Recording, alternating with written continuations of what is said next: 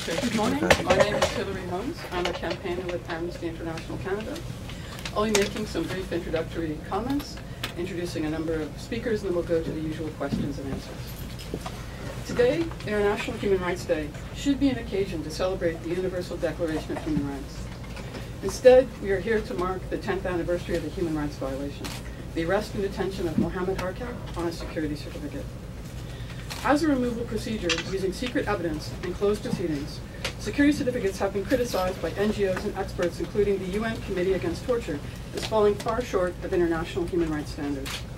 The Supreme Court of Canada also held that security certificates violated the Charter of Rights and Freedoms. The introduction of special advocates in a revised law in 2008 did not provide the remedy needed. Governments have not only the right, but the responsibility to respond to concerns about attacks and threats and protect their citizens, but not at any cost. Amnesty International calls on the Government of Canada to drop the current security certificate regime and replace it with one that conforms with international human rights standards, including protections against torture, fair trials, including protections against torture, protecting fair trials, and I've lost my place. Amnesty International calls on the Government of Canada to drop the current security certificate regime and replace it with one that conforms with international human rights law, including protection against, I'm just going to skip that, but conforming with international human rights law. To mark the 10th anniversary of Mohammad Harkat's arrest and Human Rights Day, events took place yesterday and continue to take place today in Halifax, Montreal, Ottawa, Regina, Saskatoon, Calgary, and Vancouver. Canadians across the country will continue to call for justice until the Immigration and Refugee Protection Act is genuinely reformed. I'll now move on to the speakers. First, we will hear from Elizabeth May from the Green Party. Thank you, Hilary. It's a great honor to be here today with Amnesty International for International Human Rights Day and to join in the call for the end of the use of security certificates. They violate virtually every precept of our system of laws and human rights. Going back to Magna Carta, this goes back a long way, that a person has the right to know what they're charged with, that they have the right to have legal counsel, that they have a right to fair trials.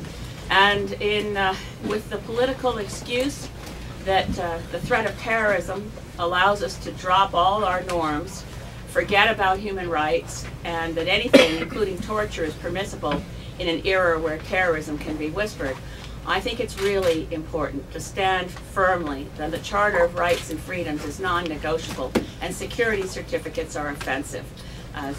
Aujourd'hui, la journée pour la protection des droits humains, c'est pour moi un grand honneur d'être ici pour joindre avec tout le monde ici, pour appuyer Mohammad Harkat et sa famille dans leur lutte. Mohammad Harkat has put up with a great deal of uncertainty. His family's been enormously brave, and I'm very, very proud to join with them and my other colleagues here today. Thank you, Elizabeth. Next, we will hear from the NDP's Randall Garrison. Thank you, Hilary, and good morning, everyone. I'll be very brief, because I believe on this International Human Rights Day, the issues we're dealing with here are very important. While it's important that our law enforcement officials and courts have tools to address legitimate security threats, detaining individuals for years without charge, without trial, and without conviction is not an acceptable practice in Canada. Cases like this should be dealt with through due process in fair and open courts, and not through arbitrary and secretive measures. Everyone accused of wrongdoing in Canada deserves their day in court and to be able to respond to specific charges and not be punished if that has not been done. So it's time to end the security certificate regime and focus on bringing these cases before the courts. People like Mohammad Harkat have suffered 10 years of penalties without any conviction, without any certainty that there has been wrongdoing, and this is a practice which would not be acceptable in Canada. Thank you very much. Thank you, Randall. Next, we will hear from Roch Tassé from the International Civil Liberties Monitoring Group, and Roch will be speaking in French. Bonjour, nous sommes ici aujourd'hui pour souligner la Journée internationale des droits de la personne, mais aussi, ironiquement, le 10e anniversaire de l'arrestation de Mohammad Harkat en vertu d'un certificat de sécurité. Nous accueillons avec soulagement la décision récente de la Cour suprême du Canada d'entendre, pour une seconde fois, la contestation de la constitutionnalité de cette mesure controversée de la loi sur l'immigration et la protection des réfugiés. En 2007, la Cour suprême concluait unanimement que les dispositions concernant les certificats de sécurité étaient anticonstitutionnelles et incompatibles avec la Charte canadienne des droits et libertés.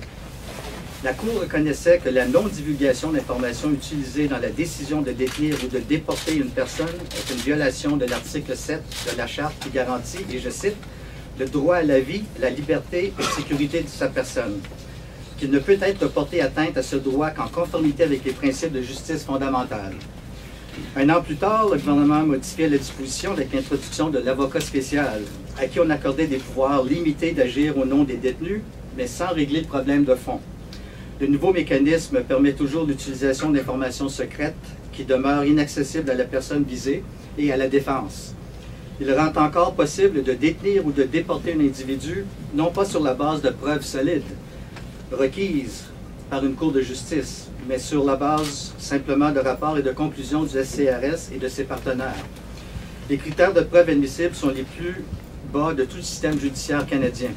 Certaines informations utilisées peuvent être le fruit de la torture, ce qui est encore plus troublant à la lumière des fameux mémos de Victase concernant la torture. Bien que l'avocat spécial puisse contester les rapports et les conclusions des agences de renseignement, il ne peut contre-interroger les sources de ces renseignements. Ultimement, le nouveau régime qui menace de mener à la déportation de Mohammad Harkat et qui continue de justifier la détention de Mohammad Majoub depuis plus de 12 ans ne répond pas aux exigences du jugement de la Cour suprême. Il perpétue la menace de la déportation vers la torture et, faute de déportation, ne règle pas la question de la détention indéfinie. Un tel abus de justice est inacceptable et nous sommes ravis que le cas retourne devant la Cour suprême. Merci, Roch. Ihsaan Gardee from CAIR-CAN will now say a few words. Good morning, bonjour, ladies and gentlemen, mesdames et messieurs. On December 10, 1948, the Universal Declaration of Human Rights was adopted. Since that day, this day has served to mark Human Rights Day around the world. And as the Human Rights Memorial just steps from Parliament Hill, reaffirms that all human beings are born free and equal in dignity and rights. Tous les êtres humains naissent libres et égaux en dignité et en droit. We gather here again today to reaffirm our long-standing opposition to the security certificate regime and to renew our call for its abolishment. While courts and law enforcement must have the tools to effectively combat threats to our shared safety, the security certificate regime does not provide an acceptable solution. Detaining individuals without charge, denying them the right to challenge the evidence against them in a fair and transparent judicial process, effectively convicts and punishes those held both in the very real and tangible sense, but also in the court of public opinion. Those gathered before you today are not alone in their criticism of the security certificates regime. Legal experts from around the world have weighed in to unequivocally state that they unjustifiably impair basic constitutional rights, including the right to due process and compliance with principles of fundamental justice. We at CAIR-CAN remain concerned that those held under security certificates remain unaware of the case against them, impairing their full and fair defense, that evidence obtained from torture has been found by Canadian courts to have formed the bases of some of the certificates, and that those held face potential deportation to countries where there are reasonable grounds to fear torture. By continuing its use of the security certificates, the Canadian government effectively creates two tiers of justice, and this must end. CAIR-CAN believes that the security certificate regime does not conform to the Canadian Charter of Rights and Freedoms, fails to fulfill Canada's international legal commitments to the prohibition against torture, and does not demonstrably enhance our security. Yes. Thank you, Ihsaan. And last but certainly not least, Pierrette and Georgette from the family will make bridging statements.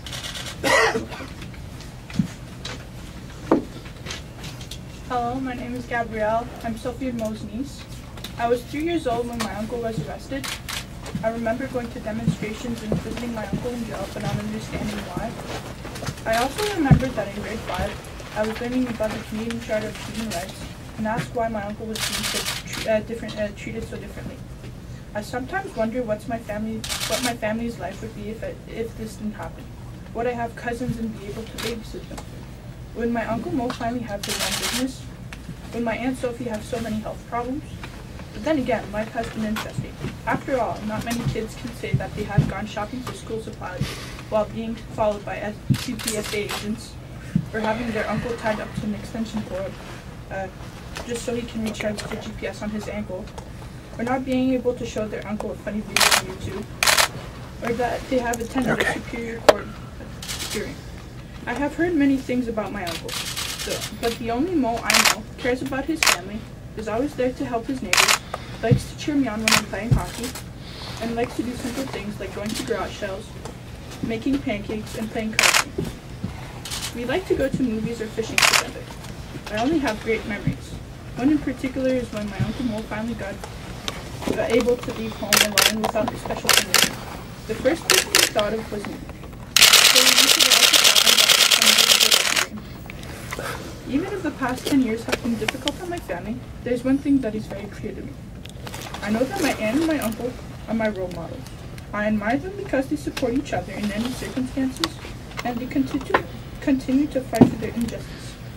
I hope that one day they can lead a normal life like any other Canadians, and that I become just as courageous as they are. Thank you. Bonjour, je m'appelle Pierrette Guillaume, je suis la mère de Sophie, donc la belle-mère de Mohamed. Il est très important en cette occasion, j'aimerais profiter de cette occasion justement pour remercier toute l'équipe de partisans et de bénévoles ainsi que nos avocats, des personnes merveilleuses qui se dévouent à cette cause de façon inconditionnelle. Sans leur acharnement à défendre la justice et les droits humains, moi et Sophie ne pourraient garder l'espoir d'un avenir meilleur et l'ambition que justice sera rendue. Je garde confiance en la Cour suprême et je les remercie d'avoir accepté une fois de plus d'entendre la cause de Mohamed. Enfin, je félicite ma famille pour leur ténacité et leur sens de la justice.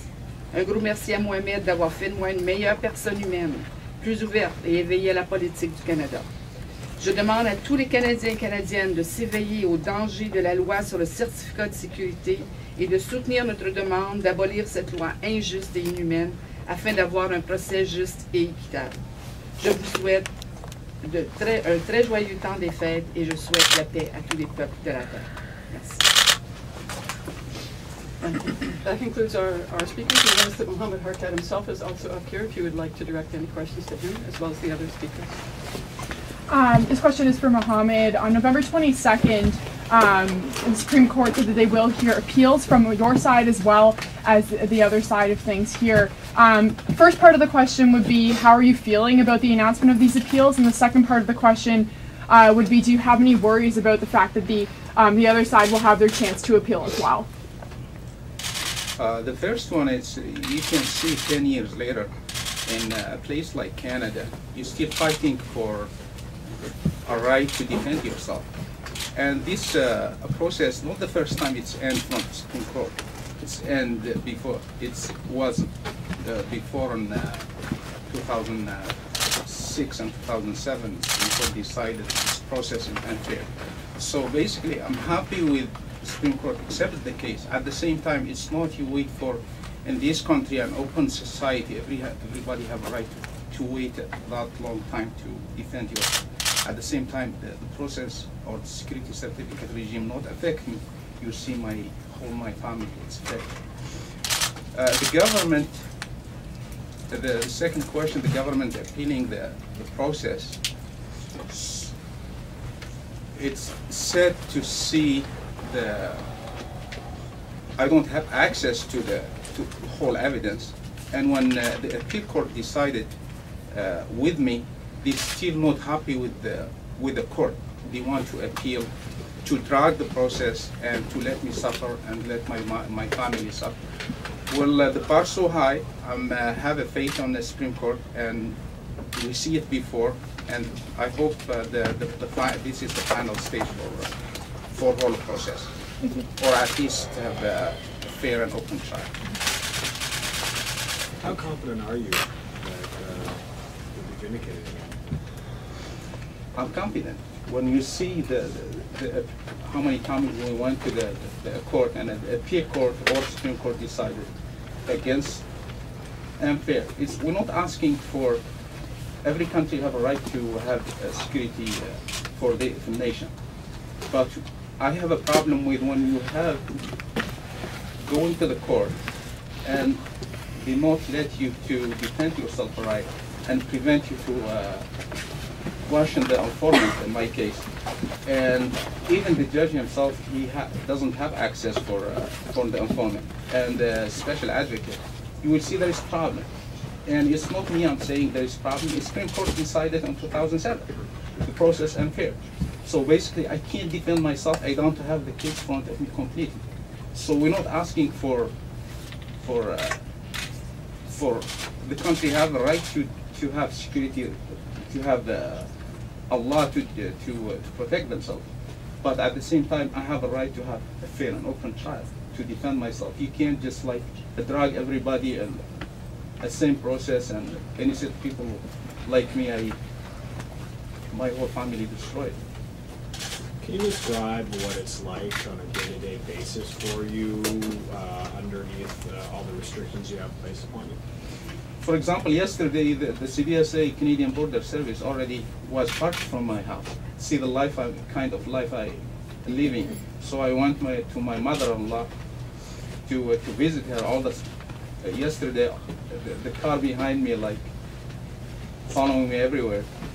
And I have no access to the internet. I have no access wearing a GPS on my ankle. I can't leave the town.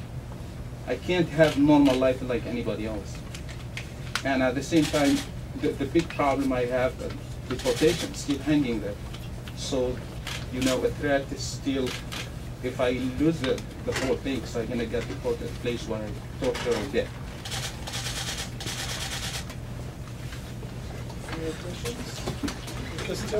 Questions for the other speakers or no? I have a question. Apparently Elizabeth has a question. And when I hear Mohammad talk about what his life is like on a day-to-day basis, I think Canadians might want to know what this whole abuse of human rights costs us, to have people tailing Mohammad when he goes to visit his mother-in-law, and to have them keeping an eye on Gabrielle when she goes to buy ice cream. That'd be very interesting to know what this is all costing us. Is this an abuse of human rights? It's an offense to the Charter of Rights and Freedoms. I agree with Mohammad. I put my faith in the Supreme Court of Canada. But this system is not only abusive, it had not occurred to me until he was speaking. I wonder what it's costing us. I don't think anyone here actually has that answer, but you have the means to go find it. I think if there are no more questions, that concludes it. Thank you for coming on such a wretched day to help us mark Human Rights Day. Thank you.